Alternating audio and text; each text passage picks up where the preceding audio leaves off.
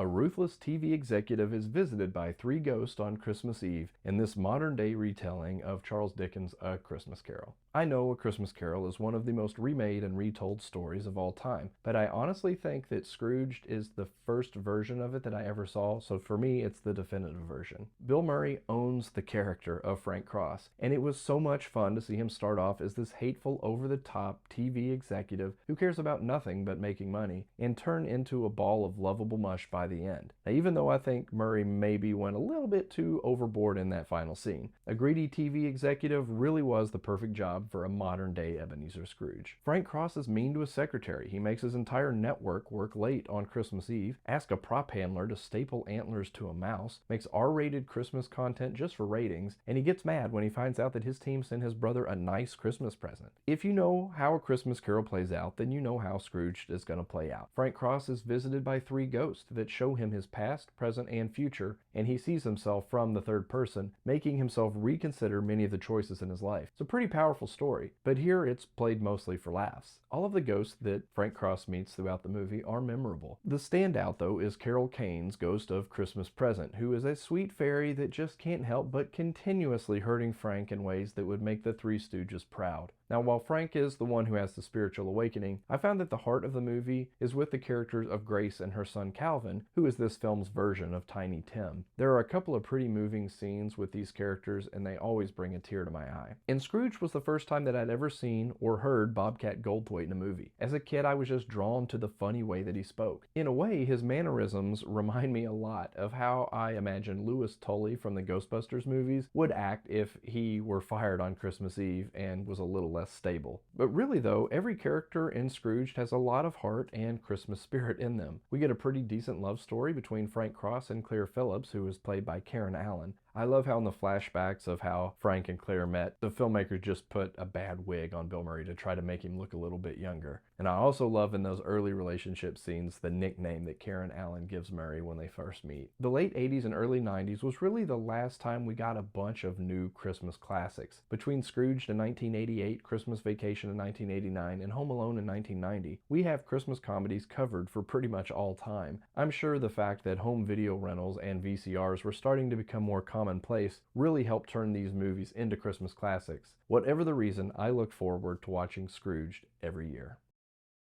Eyebrow icicles. Gymnast Mary Lou Retton as Tiny Tim. Hanging outside a high-rise window. Looking through a telescope. Needing to visit the dentist. Reading the Kama Sutra.